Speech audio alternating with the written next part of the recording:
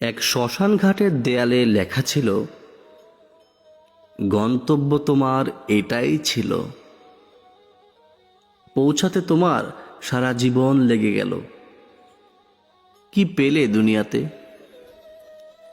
আপনজন পুড়িয়ে গেল শেষ যাত্রাতে। প্রকৃতপক্ষে কেউ আপন নয়, এমনকি নিজের শরীরটাও।